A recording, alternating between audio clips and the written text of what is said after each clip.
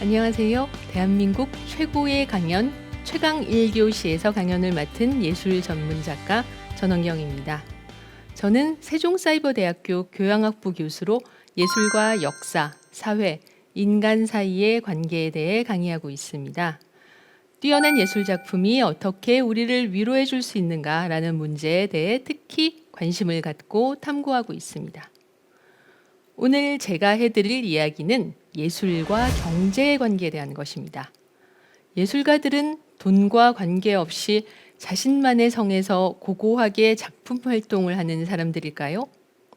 오늘 강의에서는 예술 작품을 창작하고 판매하는 과정에서 돈이라는 문제가 어떻게 작용하는지를 살펴보려고 합니다. 그래서 오늘 강연 주제는 어떤 미술 작품이 비싸게 팔리나 하는 것입니다.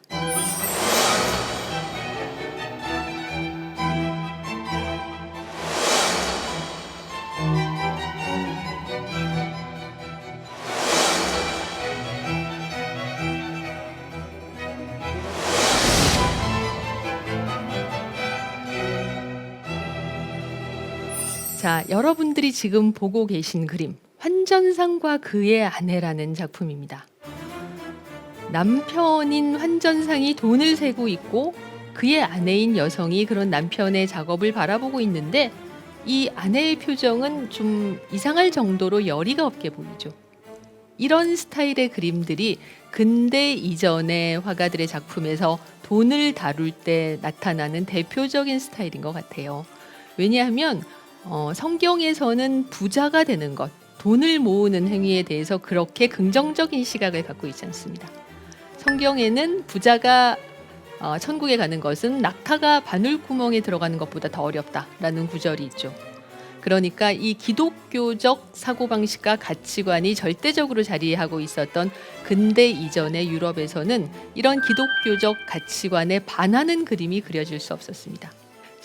16세기 초반의 플랑드레에서 그려진 퀸텐 마시스의 환전상과 그의 아내에서 이 부부는 자신들의 초상을 그리되 그리고 자신들의 직업을 그림 속에 보여주되 이 직업을 가지고 있지만 그것보다 신앙생활을 더 열심히 한다라는 식의 메시지가 담기기를 원했을 겁니다. 그녀가 넘기고 있는 책은 기도서입니다.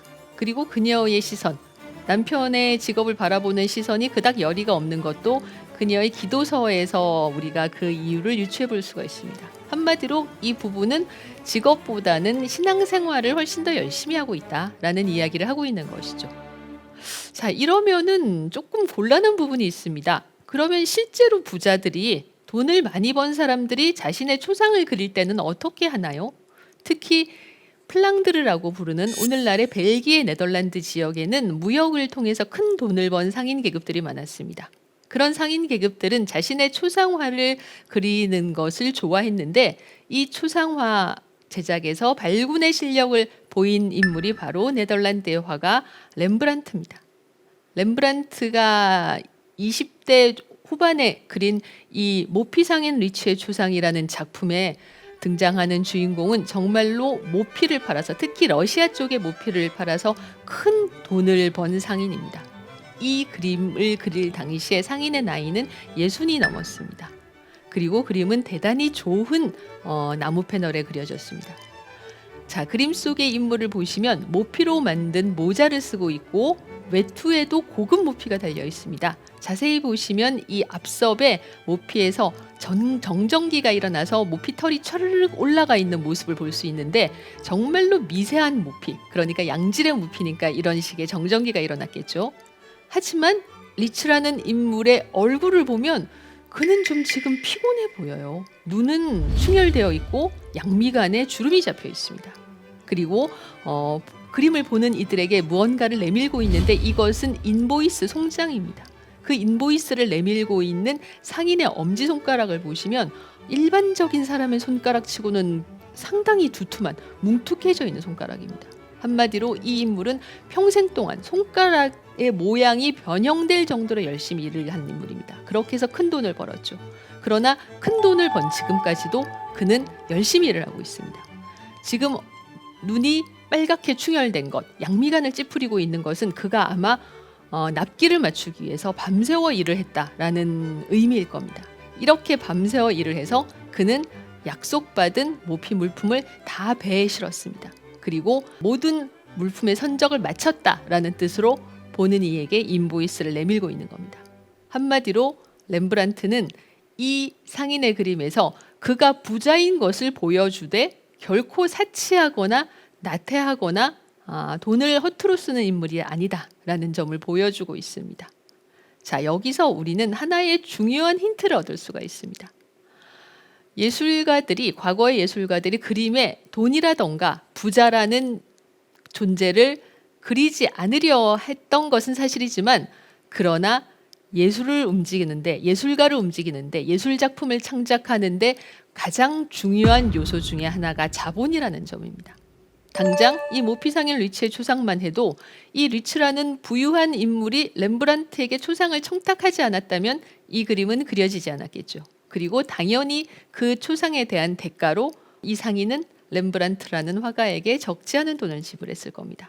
이런 식으로 예술과 자본은 과거부터 뗄래야 뗄 수 없는 밀접한 관계에 있었습니다. 그리고 현대 사회에 들어서 이 예술과 자본 사이의 관계는 더욱 가까워지고 있는 것 같습니다. 미술에 대해서 별로 관심이 없는 분들조차도 요즘 들어 미술 작품의 경매가 점점 더 활성화되고 있고, 그리고 유명한 화가의 작품들이 천문학적인 가격으로 경매에서 낙찰받는다는 이야기를 뉴스에서 가끔 들으신 기억이 나실 겁니다. 이런 미술 작품 경매 열풍은 사실 그닥 오래되지 않았습니다. 지금 보고 계시는 화면, 크리스티 런던에서 1987년에 빈센트 반 고흐의 해바라기가 낙찰되고 있는 장면입니다. 이 당시에 낙찰가가 4천만 달러, 우리 돈으로 500억 원이 좀 넘는 가격이었는데요. 이때부터 미술품 경매에 대한 열풍이 불기 시작합니다.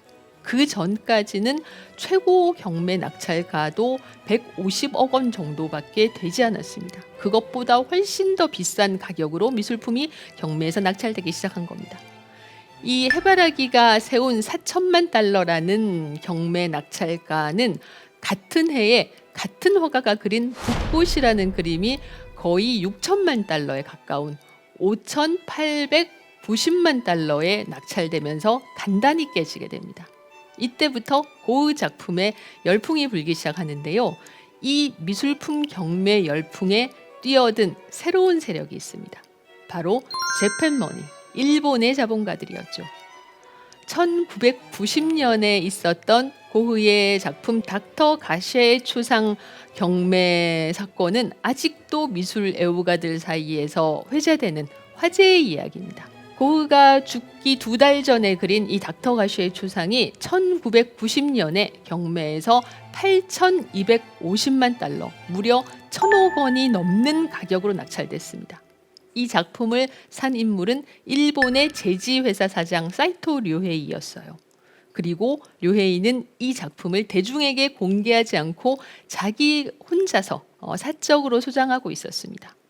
료헤이는 1997년에 세상을 떠났고 그가 운영하던 제지회사는 파산합니다. 그러면 이 그림이 당연히 다시 시장에 나와야 하는데 끝끝내 이 그림은 다시 시장에 나오지 않았습니다.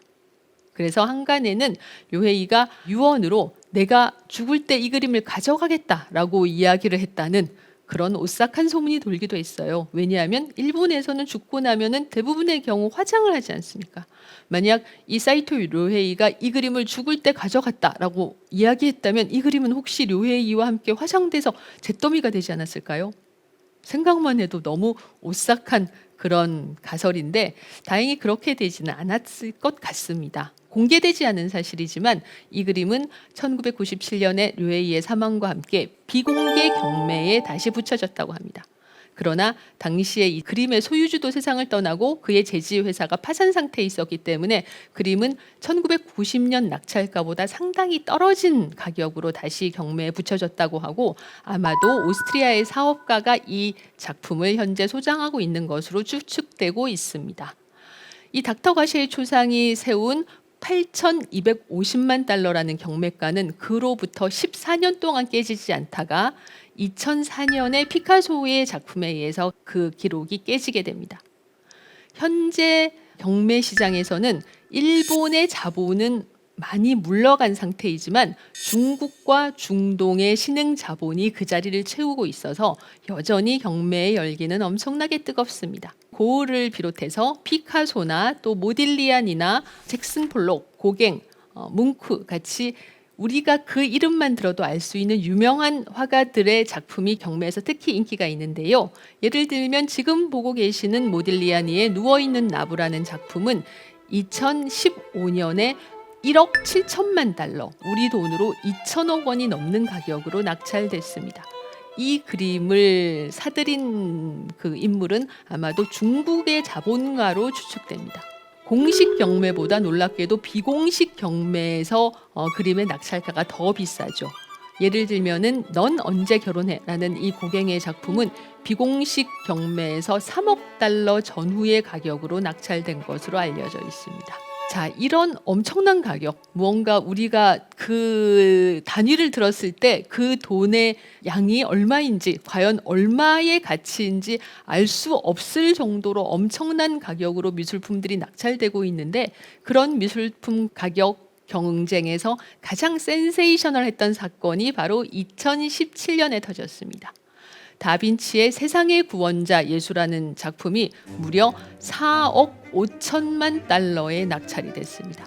우리 돈으로는 거의 6천억 원에 가까운 그런 천문학적인 금액으로 낙찰이 됐는데, 이 그림은 2013년에 처음으로 경매되었을 때 1억 2,700만 달러에 낙찰이 됐던 인물입니다.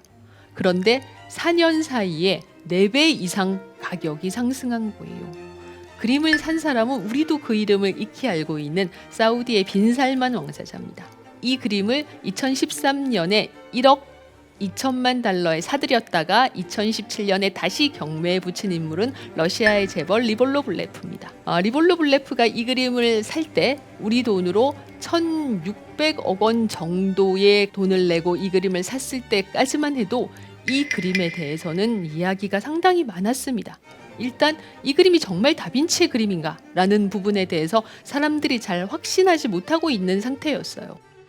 다빈치는 평생 동안 완성한 그림이 18점밖에 되지 않습니다. 그는 너무나도 바쁜 무기를 제조하고 지도를 그리고 인체를 해부하느라고 그리고 연극을 제작하고 음악을 작곡하느라고 너무 바쁜 인물이었기 때문에 그림을 그리는데 쓸 수 있는 시간이 얼마 되지 않았고, 그나마 한 점의 그림을 그리는데 3, 4년 이상 시간에 걸렸던 너무나도 오랫동안 그림을 그리는 화가였습니다. 그래서 그가 남긴 완성작은 18점밖에 되지 않는데 2011년에 런던 내셔널 갤러리에서 열린 레오나르도 밀라노의 궁정화가라는 다빈치 특별전에서 이 그림이 센세이셔널하게 나타났습니다.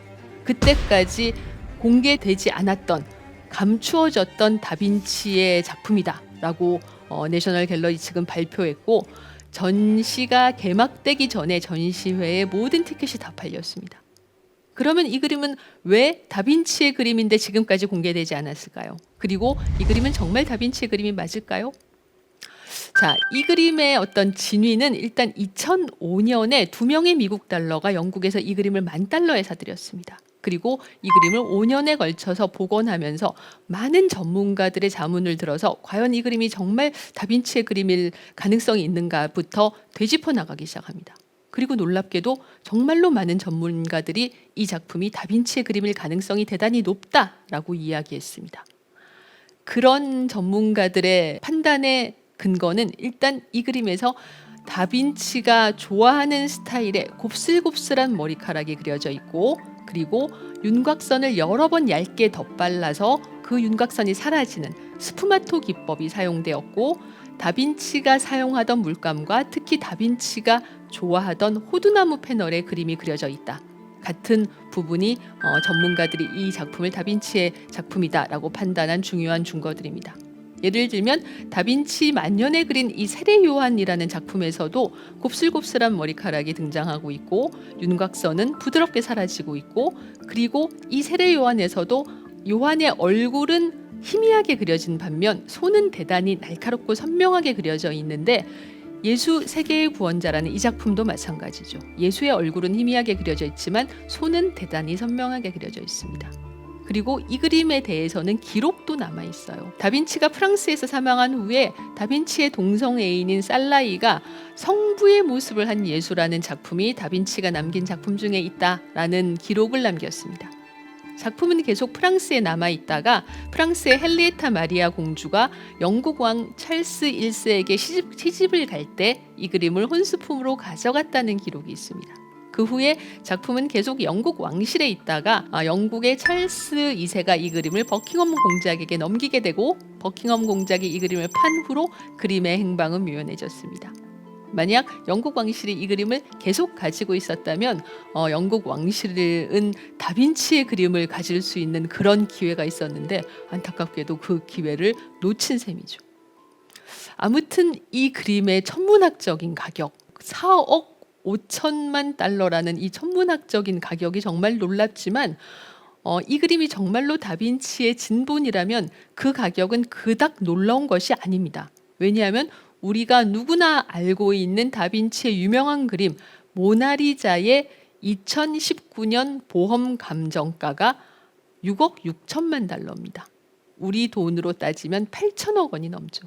물론 프랑스 정부는 누군가가 그 돈을 낸다고 해도 이 작품을 팔지 않을 게 분명합니다. 아무튼 모나리자의 감정가가 그 정도라면, 그러니까 6억 달러가 넘는다면 다빈치가 그린 또 한 장의 그림 세상의 구원자 예수가 4억 5천만 달러라고 해도 그리 터무니없는 가격은 아닌 셈입니다. 그러나 아직 이 문제는 끝난 게 아닙니다. 어떤 전문가들은 이 세상의 구원자 예수가 다빈치가 그린 그림이라기보다는 다빈치 공방에서 그의 제자들에 의해서 그려졌다라는 주장을 하고 있는 사람들도 있습니다.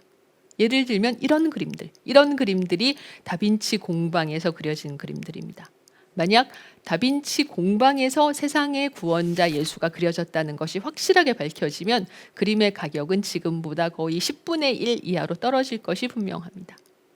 아무튼 2013년에 최초의 세상의 구원자 예수 경매에서 러시아의 리볼로 블레프가 이 그림을 한화로 1,600억 원 정도 주고 샀을 때도 그런 이야기가 있었습니다. 만약 이 그림이 다빈치 공방에서 그려졌다면 이 그림의 가격은 가치는 그 10분의 1은 150억 원도 되지 않는다라는 이야기가 있었습니다.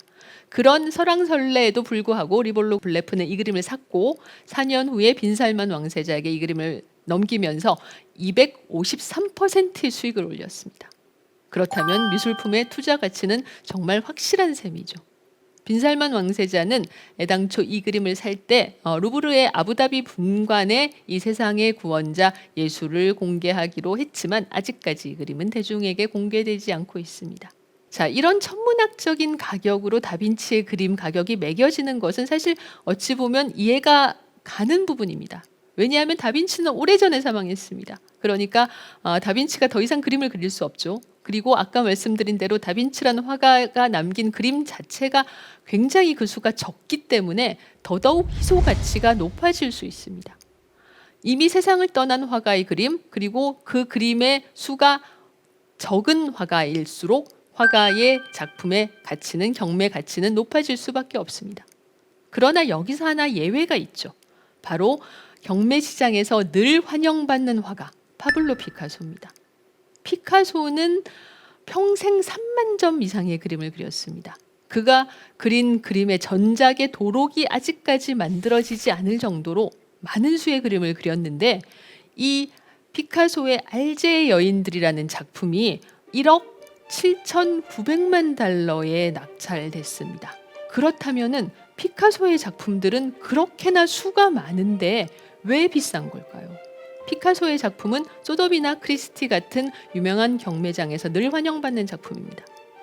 피카소의 작품 중에 가장 비싼 가격으로 팔린 알제의 여인들은 피카소의 완전한 오리지널이 아니라 들라크루아가 그린 이 알제의 여인들이라는 19세기 작품을 보고 피카소가 영감을 받아서 그린 그림입니다. 알제의 여인들을 피카소는 여러 점 그렸는데 경매에서 낙찰된 이 1955년 알제의 여인들은 그 중에서 O 버전이라고 합니다. 알파벳으로 A, B, C, D, E, F, G가 있으면 그 중에 O 버전이니까 상당히 많은 알제의 여인들을 그렸다는 점을 알 수가 있습니다. 경매에 나온 피카소의 그림들 중에서 지금까지 1억 달러를 넘긴 작품은 모두 5점이고 그중에 최고가가 이 알제의 여인들입니다. 그렇다면 제가 여기서 질문을 하나 하겠습니다. 그러면 이 알제의 여인들이 피카소가 그린 3만 점의 그림들 중에서 가장 예술적 가치가 높은 작품일까요? 그건 아닌 것 같습니다. 여러 피카소의 작품들이 있지만 피카소의 작품들 중에서 가장 높은 예술적 가치를 인정받는 작품들은 대개 이 아비뇽의 여인들을 그림으로써 입체파의 시작을 알린 1907년부터 독일 공군의 민간인 폭격에 항의해서 피카소가 7주 만에 그렸다는 대작 게르니카 사이에 있을 겁니다. 대강 잡아도 30년입니다. 아니면 그것보다 조금 더 넓게 잡으면 입체파를 시작하기 전에 피카소가 청색시대 또는 장미시대에 그렸던 1900년대 초반의 그림들도 포함될 수 있겠죠. 그리고 이 아비뇽의 여인들을 통해서 피카소는 그때까지 미술에서 가장 중요한 원칙이었던 대상을 사물의 모습을 똑같이 모사한다 라던가 아니면 원근법 같은 큰 것은 가까이 있는 것은 크게 멀리 있는 것은 작게 그린다 라던가 아니면 구상의 원칙 같은 것을 모두 무시하고 화가 개인의 주관이 객관적인 어떤 사실보다 훨씬 더 중요하며 또 화가의 개인적인 그리고 주관적인 시선을 통해서 대상의 구체적인 모습을 무너뜨리고 재창조하는 현대 미술의 새로운 장을 열었습니다. 이때부터 천재 피카소의 눈부신 활동이 시작됩니다. 그러니까 피카소라는 인물은 자신의 천재성을 거의 30년이나 40년 이상 발휘한 그야말로 전무후무한 인물인 것은 확실하죠. 그러나 알제의 여인들을 그릴 때를 생각해보면 1955년의 피카소는 아무리 생각해도 그 전성기를 지난 후의 인물입니다. 그리고 이때쯤 되면 우리는 피카소 개개인의 작품보다 피카소라는 개인에 대해서 훨씬 더 많이 궁금해하고 훨씬 더 많이 알게 된 시점이었던 것 같아요. 말하자면 피카소는 이때쯤 되면 화가이자 동시에 셀레브리티였습니다. 우리는 20세기의 많은 화가들의 이름을 알고 있지만 그래도 20세기를 대표하는 화가라고 하면 가장 먼저 떠오르는 인물은 피카소일 겁니다.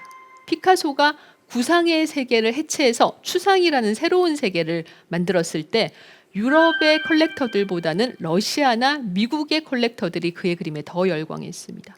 그리고 그의 그림이 너무나도 혁명적이기 때문에 우리는 지금도 잘 알지 못하는 그림, 무언가 알쏭달쏭한 그림을 보면 이 그림은 피카소의 그림 같군 이라고 이야기합니다. 한마디로 그는 새로운 화가, 혁신의 대명사, 현대 미술의 대표와도 같은 인물입니다. 그리고 그의 작품들은 정말로 그 수가 많고 그리고 소더비나 크리스티 같은 대표적인 딜러들이 그의 그림을 사고 팝니다. 그러면 피카소는 말하자면 주식시장의 우량주 같은 존재인 거예요. 그림을 샀다가 나중에 더 비싼 가격으로 팔 수 있으려면 그림의 수가 적은 것보다는 많은 것이 차라리 유리합니다. 그리고 소더비나 크리스티 같은 큰 화제를 불러일으킬 수 있는 딜러의 경매장에서 팔 수 있는 그림들입니다. 피카소라는 이름은 너무나도 유명하기 때문에 그 누구도 그 이름의 가치에 대해서는 의문을 제기하지 않습니다. 실제로 2002년에 뉴욕대 경영대학원의 두 교수가 메이와 모제스라는 두 교수가 1875년부터 2002년까지 경매에 붙여진 10,000점 이상의 그림들의 가격을 분석해서 한 점의 작품을 사고 팔 때 그 작품의 컬렉터가 얼마나 많은 이익을 얻을 수 있는지를 계산해 봤습니다. 피카소의 그림은 연 9%의 수익을 올릴 수 있다고 해요. 그리고 이 메이 모제스 지수가 2002년에 만들어졌으니까 그 이후로 피카소의 작품에 대한 경매 열풍이 붙었기 때문에 아마 그 지수는 지금 2002년보다 훨씬 더 상승했을 겁니다. 결과적으로 피카소의 작품이 1,000억 원 이상의 가치를 갖고 있고 또 1억 달러 이상으로 낙찰되고 이런 것은 이 작품의 예술적 가치 못지않게 이 작품의 투자 가치의 부호들이 자신의 주머니를 열었다라고 볼 수 있는 것이죠. 그렇다면은 지금처럼 현대에 들어서 미술품의 가치가 이렇게 예술적 가치 못지않게 투자 가치에 사람들이 주목하던 때보다 훨씬 옛날 과거에는 미술 작품의 가격은 어떠했을까요? 과거에는 미술 작품들이 훨씬 쌌을까요? 자, 이런 질문을 한번 해봅시다. 자, 미술품을 한 점의 그림을 완성시키는 데는 그 작품의 재료비가 필요하고, 그리고 두 번째로 화가의 노력에 주는 공임이 필요합니다. 과거에는 이 두 재료비와 공임 중에서 지금은 공임이 훨씬 비쌀 겁니다. 그러나 과거에는 화가의 수고비인 공임보다 재료비가 훨씬 더 비쌌습니다. 왜냐하면 과거에는 모든 미술품을 창작하기 위한 재료, 일단 나무판부터가 질이 좋은 나무를 구해서 도제들이 여러 번 깎고 미츠를 하면서 평평한 나무판을 만들어야 했습니다. 그리고 물감도 없죠. 우리가 알고 있는 튜브에 들어있는 물감, 이런 것들은 과거에는 상상할 수도 없었습니다. 모든 물감은 다 원료를 구해서 그 원료를 갈아서 만들어야 하는 것이었어요. 그러니까 그 원료를 구하는 것 자체가 대단히 힘들고 그 원료 자체가 비싼 경우도 많았습니다. 이런 이유로 재료비가 비쌌기 때문에 과거에도 우리가 생각하는 것보다 그림값은 결코 싸지는 않았습니다. 쌀 수가 없었죠. 자, 그러면 비싼 재료는 뭐가 있을까요? 지금 보고 계시는 조토의 페루지아 성당 재단화에서 이 작품의 성인들의 뒷배경은 무엇으로 메워져 있습니까? 이것은 바로 금입니다. 진짜로 금이에요. 우리가 목걸이나 반지를 만드는 그 귀금속인 금입니다. 그러면 금이 녹아서 이렇게 칠을 했을까요? 그렇진 않습니다. 금은 금속이기 때문에 아무리 온도를 올려도 녹지는 않아요. 대신 금은 무한정 얇게 펴지는 성질을 가지고 있습니다. 그러니까 우리가 귀금속을 만들어서 정교하게 세공을 해서 목걸이도 만들고 팔찌나 반지도 만들 수 있는 거겠죠. 과거의 화가들은 금화를 계속 두드려서 얇게 폈습니다. 지금의 종이보다 우리가 쓰고 있는 티슈 정도의 두께까지 아주 얇게 편 다음에 목판 위에다가 기름을 바른 진흙을 발랐습니다. 그래서 이런 점성이 있는 흙 위에 얇게 펴진 금박을 붙이고 살살살살 문질러서 주름을 폈습니다. 너무 얇게 펴진 금이기 때문에 문지를 때 세게 문지르면 찢어질 위험이 있습니다. 그래서 조약돌 같은 무른 돌이나 아니면 개의 이빨을 써서 문질렀다고 합니다. 이렇게 해서 금이라는 진짜 귀금속이 재료로 들어갔으니까 그림은 당연히 비쌌겠죠. 그러면 왜 금을 재료로 한 그림을 화가들이 그렸나 하면 이 중세의 그림은 절대 다수가 성당에 걸려있는 성화들입니다. 성당은 어두컴컴하겠죠. 그 어두컴컴한 공간에 들어갔을 때 진짜 귀금속인 금이 발려져 있는 그림은 반짝반짝 빛이 났을 겁니다. 그리고 보는 이로 하여금 순간적으로 황홀경에 빠져들게 하면서 자신이 있었던, 지금까지 좀 전까지 있었던 일상의 공간이 아닌 비일상적인 공간, 거의 천국과 가까운 공간에 들어왔다라는 느낌을 갖게 할 겁니다. 그렇다면 이 그림을 통해서 사람들이 천국으로 상승하는 듯한 황홀감을 맛볼 수 있을 테니 종교화인 이 그림의 어떤 의의가 충분하다고 볼 수가 있겠죠. 화가들은 단순히 금을 얇게 펴서 붙이는 정도에서 그치지 않고 그 금에다가 여러 가지 무늬를 넣기도 했습니다. 이런 무늬를 넣는 방법을 스크라피토라고 부르는데, 이런 정교한 세공이 가능한 것 역시 금이라는 금속의 특징이겠죠. 자, 지금 보시는 수태고지 같은 경우는 지금 배경이 전부 금으로 메워져 있습니다. 이런 그림들은 당연히 재료비 자체가 비쌌기 때문에 화가의 공임보다 그 그림의 재료비가 더 비쌌습니다. 그러나 시간이 흐르면서 화가들은 그림의 배경을 금으로 메꾸지 않고 세세하게 그리기 시작합니다. 자, 이렇게 배경을 그리면 어떻게 될까요? 배경을 그리면서 화가의 실력 차이가 등장하기 시작합니다. 이렇게 되면은 그림을 잘 그리는 화가와 못 그리는 화가가 구분이 되고, 그런 경우 잘 그리는 화가가 더 높은 공임을 받게 되겠죠. 그리고 또 이 로베르 캉팽의 수태고지에서 재미있는 것은 왼편에 지금 이 그림을 그리도록 화가에게 청탁해서 그 그림을 교회에 기증한 기증자 부부의 얼굴이 보입니다. 이렇게 함으로써 미술과 자본이 만나는 지점이 생겨납니다. 자, 이 그림을 화가에게 그리도록 청탁한 부부는 당연히 부자겠죠. 부자는 천국에 들어가기 어렵습니다. 그러면 이 부부들은 이 그림을 교회에 기증함으로써 자신들이 부자지만 돈을 이렇게 아낌없이 교회를 위해서 쓰니까 천국에 갈 수 있는 그런 가능성이 더 높아질 거다라고 생각을 했을 것 같아요. 실제로 메디치가가 자신들이 후원하는 화가 보티첼리에게 청탁해서 그리게 한 이 동방박사의 경배라는 그림에서는 예수와 마리아보다도 그들에게 경배하는 사람들 동방박사가 더 크게 그려져 있습니다. 이건 왜 그런가 하면 지금 막 예수의 발을 만지고 있는 인물이 바로 메디치가의 코시모 데 메디치, 그 아래에 무릎을 꿇고 있는 붉은 망토를 입은 인물이 코시모의 아들인 피에로 데 메디치, 그리고 그 왼편에 서 있는 두 명의 남자가 피에로 데 메디치의 아들 로렌초와 줄리아노이기 때문입니다. 말하자면 이 그림은 산타마리아 로벨라 성당에 걸려 있었는데 이 산타마리아 로벨라 성당에 온 대부분의 피렌체 사람들은 이 그림에서 메디치가의 얼굴을 알아봤을 거예요. 그리고 메디치가가 이렇게 아낌없이 작품을 피렌체를 위해서 기증하고 있으니 그들이 피렌체를 경영할 자격이 있는 그런 가문이다라고 생각을 했을 겁니다.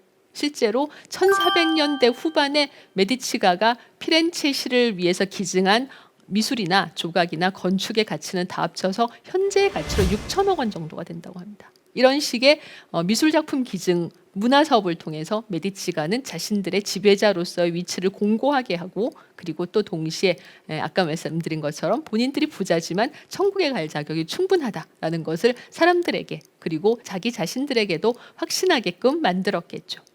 자, 시간이 흐르면서 지금 이제 다빈치의 그림, 역시 메디치가의 후원을 받았던 다빈치의 그림 같은 경우는 원근법을 사용해서 정교하게 그린 배경이 등장합니다. 가까이 있는 나무들은 크고 선명하게, 멀리 있는 나무들은 희미하고 작게 그려졌습니다. 이런 식으로 화가의 솜씨가 그림에 점점 더 드러나면서 공임의 비율이 점점 더 올라갑니다. 보티첼리가 화가로서는 처음으로 제로비와 공임에서 공임을 50%까지 올려받은 화가라고 하죠. 그 후의 화가들 미켈란젤로나 다빈치나 라파엘로나 티치아노 같은 경우는 공임이 더 올라가게 됩니다. 아무튼 중세 시대에 사용되었던 기법, 이 금을 사용해서 그림의 배경을 채우는 화법은 르네상스의 시작과 함께 사라졌다가 20세기 초반 들어서 오스트리아의 화가 구스타프 클림트의 그림에서 한번 되살아나기도 하죠. 왜냐하면 클림트의 아버지가 보헤미아에서 전통적인 방식으로 금세공을 배운 장인이었기 때문에 클림트는 아버지의 작업을 통해서 금을 사용하는 방법을 잘 알고 있었다고 합니다. 근대에 들어와도 여전히 예술과 자본과의 관계는 밀접했습니다. 우리가 알고 있는 인상파 화가들의 작품을 세상에 알린 인물이 바로 화상을 경영했던 폴 듀랑 류엘이라는 인물이죠. 이 폴 듀랑 류엘은 인상파 화가들 모네나 마네나 르누아르 같은 화가들의 그림들을 대량으로 사들였습니다. 그때까지만 해도 1870년대의 일인데, 이때까지만 해도 인상파 화가들의 작품은 시장에서 거의 인정을 받지 못했지만 듀랑 류엘은 이들 그림에서 새로운 가능성을 봤죠. 그리고 이 작품들을 특히 미국에 가져가서 팔았습니다. 유럽에서는 아직까지 인상파를 인정하지 않았는데 미국 뉴욕에서 그들의 작품을 전시했을 때 미국의 부호들은 이 인상파의 그림을 보고 웃지 않았다. 대신 그들은 이 그림을 샀다라고 듀랑 류엘은 훗날 회고하기도 했습니다.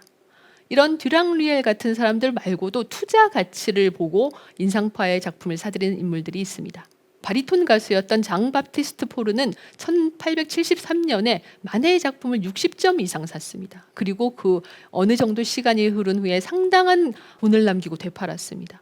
한마디로 이 포르는 인상파 화가들의 작품에서 어떤 상업적인 가치를 발견한 몇 되지 않는 인물이었던 거죠.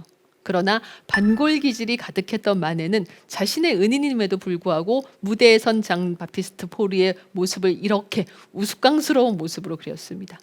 포르는 당연히 항의했죠. 아니, 내 모습이 이 정도밖에 안 된단 말이야? 라고 항의를 했더니 마네는 그게 어떻단 말이요? 당신을 실제보다 더 멋진 모습으로 그려줬는데 뭐가 잘못됐소? 라고 이야기를 했다고 합니다. 미켈란젤로 못지않은 그런 기계가 넘치는 인물이 마네가 아니었나 생각합니다. 특히 인상파 화가들 중에서 작품 가격에 예민했던 사람은 클로드 모네입니다. 모네는 긴 무명 생활을 거쳤고 그 무명 생활 내내 경제적인 곤란에서 헤어나오지 못한 데다가 1879년에는 아내인 까미우가 두 어린 아들을 남기고 32이라는 젊은 나이로 사망했는데 너무나도 돈이 없었기 때문에 아내가 사망할 때까지 제대로 병원에 데려가지도 못했어요. 그것이 모네의 가슴에 끝끝내 한으로 남았습니다. 그리고 카미유가 죽은 후에 모네는 자신의 후원자의 아내인 알리스 오슈데와 살림을 합치게 되는데, 이때 모네에게는 2명의 아이가, 그리고 알리스 오슈데에게는 무려 6명의 아이가 있었습니다. 당시만 해도 여성이 직업을 갖는다는 것을 상상하기 어려운 시절이었기 때문에 모네는 삽시간에 8명의 아이를 부양해야 하는 상황이 되었습니다. 그리고 또 1880년대 말에 어느 정도 이름이 알려지면서 모네는 파리 인근의 지베르니라는 마을에 자신의 집을 사서 정착하게 되죠. 이 지베르니의 모네의 집은 지금도 모네 기념관이 되어 있고, 정원이 이렇게 크게 넓고 정원에는 연못도 있습니다. 당연히 땅값도 그렇게 싸지 않았을 테고, 또 집값도 어느 정도는 됐을 겁니다. 여기에 대해서 잔금도 지불해야 되는데 스라에는 8명의 아이가 있습니다. 그러려면 많은 그림을 그려서 빨리 파는 수밖에 없는 상황이었는데, 이때 모네가 생각해낸 것이 바로 연작입니다. 하나의 주제를 여러 각도와 여러 계절과 여러 시간에 따라서 다르게 다양하게 그리는 겁니다. 원래 모네는 1877년 3회 인상파 전시회에 생라자르 역을 그린 7점 또는 8점의 연작을 출품한 적이 있습니다. 이것이 이제 생라자르 역 연작인데, 이때까지만 해도 모네가 연작의 가능성에 대해서 깊게 생각했던 것은 아닙니다. 다만 모네는 기차가 들어오면서 그 육중한 기차의 모습과 시시각각 달라지는 증기의 모습을 그리려면 한 장의 그림 갖고는 안 되겠다라고 생각을 했던 것 같아요. 그러나 이 초창기의 생라자르 역 연작이 잘 팔렸습니다. 그때 이제 모네는 깨달았죠. 하나의 주제를 가지고 여러 번 그리면 그림을 그릴 때마다 주제를 찾아서, 새로운 주제를 찾아서 헤맬 필요가 없습니다. 그리고 또 그 하나의 주제를 가지고 변화무쌍하게 다르게 그림으로써 모네 자신이 생각한 인상파의 중요한 강령, 시시각각 변화하는 햇빛과 대기를 화폭에 담는다는 인상파의 강령도 실천할 수가 있습니다. 현실적으로 모네는 지베르니에 살았기 때문에 지베르니 인근에서 그림의 소재를 찾아야 했고, 그림의 소재가 그렇게 많지 않았을 것 같아요. 그래서 1890년대부터 모네는 새로운 방법, 연작이라는 기법을 적극적으로 삼가기 시작합니다. 처음에 연작의 주제로 선택한 것은 논밭에 쌓여있는 집더미, 노적가리입니다. 어쩌면 이 노적가리를 처음 보신 분들은, 아니 이 노적가리가 그렇게 매력적인 주제가 아닌데 왜 굳이 이렇게 많이 그렸지? 라고 생각을 하실 수도 있어요. 그러나 모네는 여름 아침에 거의 투명하게 빛나는 노적가리, 또 한낮에 짙은 그늘을 들이우는 노적가리, 또는 석양을 받아서 붉게 빛나는 노적가리, 아니면은 가을에 해가 지고 나서 어스름 속에서 희미하게 자신의 모습을 드러내고 있는 노적가리, 또는 눈 오는 아침에 눈을 맞은 노적가리, 이렇게 다양한 노적가리를 그림으로써 언뜻 보기에는 별로 매력적이지 않은 이 노적가리라는 주제가 계절과 날씨의 변화에 따라서 얼마나 변화무쌍하게 달라질 수 있느냐를 보여줬습니다.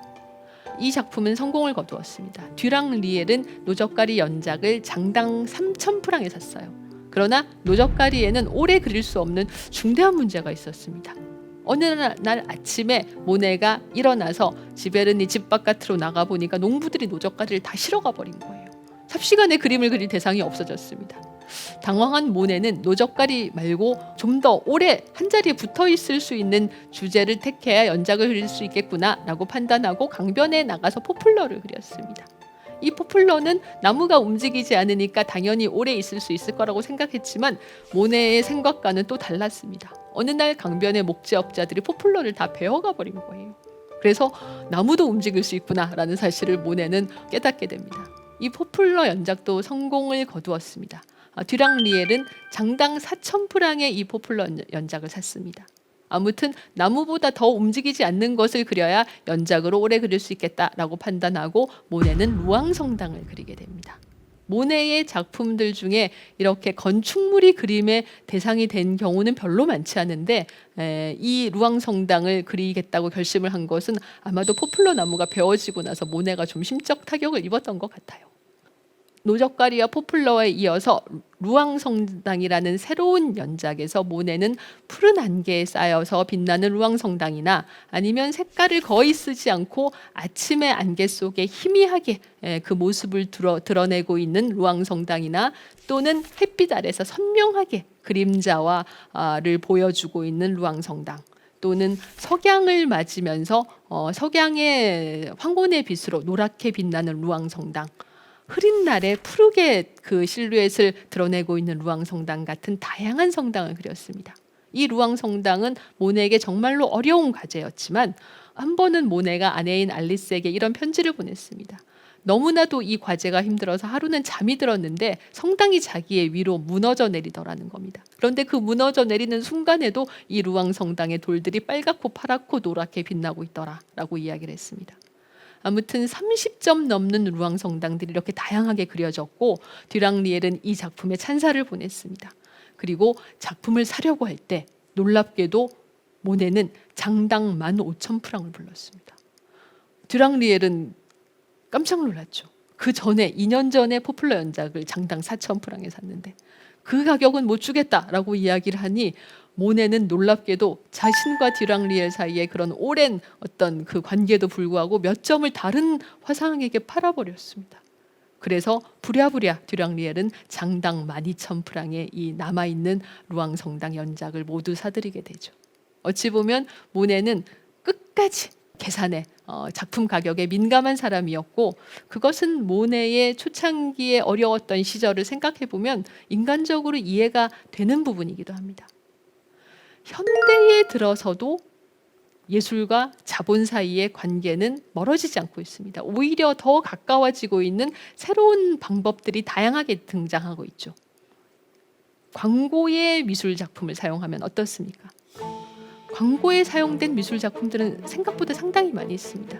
예를 들면 이런 백화점 광고, 언뜻 보기에는 미술 작품과 아무런 연관이 없어 보이죠. 그러나 이 작품은 자세히 보시면 뉴요커의 모습을 즐겨 그린 에드워드 호퍼의 작품에서 영향을 받아서 만들어진 광고입니다. 똑같지는 않지만 분명히 호퍼의 영향이 있죠. 이런 식으로 미술 작품을 광고로 이용하면 일단 보는 이들에게 고급스러운 느낌을 줄 수 있고, 그리고 다른 광고와 차별화된 그런 새로운 광고를 만들 수가 있습니다. 우리가 알고 있는 것보다 훨씬 더 많은 광고들이 미술 작품을 이용하고 있습니다. 자, 이 작품은 어떤 미술 작품에서 영감을 받았을까요? 너무나도 유명한 다빈치의 최후의 만찬입니다. 이 최후의 만찬에서 가운데 예수를 중심으로 12명의 제자들은 제각기 놀람이라던가 의문이라던가 경악이라던가 죄책감 같은 감정들을 보이고 있는데, 이런 다양한 드라마틱한 효과가 광고에 이용될 가치가 충분합니다. 이런 작품도 마찬가지죠. 다른 예를 하나 볼까요? 그랑디제트 섬의 일요일 오후, 쉐라가 그린 유명한 전묘법으로 완성한 작품입니다. 이 작품이 가지고 있는 독특하고 비현실적인 분위기를 광고에 이용하면 어떻게 될까요? 이런 식으로 탄생합니다. 미국의 한 TV 시리즈의 광고인데, 이 그랑디제트 섬의 일요일 오후가 가지고 있는 세련되고 도회적인 분위기를 묘하게 TV 시리즈와 연관시킨 것을 볼 수가 있습니다. 광고라는 것은 어찌 보면 자본주의의 꽃, 자본주의의 총화입니다. 이런 자본주의의 총화들과 돈과는 큰 상관이 없을 것 같은, 고고하게 자신의 예술 세계를 속에 머물러 있을 것 같은 미술 작품들이 이렇게 잘 어울릴 수 있다라는 것은 상당히 뜻밖이죠. 그리고 현대에 들어오면 아예 적극적으로 상업과 자본과 광고 같은 부분들을 작품의 중요한 한 부분으로 이용하는 팝아트가 등장합니다. 사실 요즘 들어 점점 더 그 팝아트의 인기가 높아지고 있는데, 팝아트의 장점은 우리에게 미술이라는 것이 어렵지 않고 우리가 많이 보고 있는 익숙한 이미지를 가지고도 고급스러운 미술 작품이 창조될 수 있다라는 것을 보여주는 데 있다고 생각합니다. 우리가 팝아트라고 하면 흔히 앤디 워홀을 먼저 떠올리는데, 이 팝아트는 뜻밖에도 미국이 아니라 영국에서 태어났습니다. 영국의 화가인 리처드 해밀턴이 그린 무엇이 현대의 가정을 매력적으로 만드는가라는 1950년대 작품이 최초의 팝아트 작품입니다. 여기서 화가는 육체미를 자랑하고 있는 그런 남성 광고 모델을 가운데에 세워놓고 여러 가지 상업적인 작품들, 소파라던가 축음기라던가 테이블이라던가 TV 같은 광고 이미지를 다 잘라서 그림에 붙였습니다. 그리고 이 남자가 들고 있는 교통표지판에 팝이라고 쓰여 있죠. 이것 때문에 팝아트라는 제목이 붙은 겁니다. 팝아트 작품들 중에서 특히 유명한 것들은 예를 들어서 이런 만화의 이미지를 이용한 리히텐슈타인의 작품이나 아니면 마릴린 먼로를 그린 앤디 워홀의 작품들이죠. 이런 작품들에서 화가들이 영화배우나 아니면 만화 같은 대중적인 어찌 보면 고급 문화보다는 하위 문화인 이런 개념들을 비웃고 비판하기 위해서 이런 장르들을 끌어들인 게 아닙니다. 오히려 이들은 영화배우, 만화 같은 상업적인 이미지를 고급한 미술관에 걸게 함으로써 그때까지 미술이 가지고 있었던 대중과 먼 이미지, 고고한 이미지 등을 비판하고 있어요. 지금 리히텐슈타인이 그린 이 만화에서 물에 빠진 여자가 나는 죽어도 누구에게는 도와주지 않을 거야. 차라리 물에 빠지고 말 거야 라고 소리치고 있는데 사실 이 말풍선의 말은 아무런 의미가 없습니다. 이런 말풍선의 말과 만화 자체를 그림에 끌고 옴으로써 리히텐슈타인은 미술관의 엄숙한 분위기를 풍자하고 우리가 이제 조금 더 본격적으로 현대의 예술은 대중에게 더 가까이 다가갈 준비가 되어 있다라는 사인을 보내고 있는 겁니다. 이번 강연에서는 예술작품이 팔리는 메커니즘, 예술작품과 그 가치에 대해서 살펴봤습니다. 예술과 자본은 사실 뗄래야 뗄 수 없는 아주 밀접한 관계입니다. 뛰어난 작품이 창작되는 과정에서 자본은 꼭 필요한 요소입니다. 그런가 하면 최근 들어 점점 더 관심을 모으고 있는 미술품 경매 시장에서는 작품의 예술적 가치 못지않게 투자 가치도 중요한 부분을 차지하고 있습니다. 예술도 예술가도 돈이라는 명제에서 자유로울 수는 없다. 과거부터 돈은 예술품이 창작되고 예술이 부흥하는 데 큰 역할을 했습니다. 물론 예술의 창작에는 자본 말고도 수많은 요소들이 더 필요하죠. 그러나 아무리 뛰어난 영감도 왕성한 창작열도 자본의 뒷받침 없이 무한정 지속될 수 없다는 점을 여러 역사적 사례들이 보여주고 있습니다. 현대사회를 움직이게 만드는 가장 큰 근간은 경제와 자본이며 그 원칙에서 예술 역시 자유로울 수는 없을 겁니다. 지금까지 대한민국 최고의 강연 최강 1교시 전원경이었습니다. 감사합니다.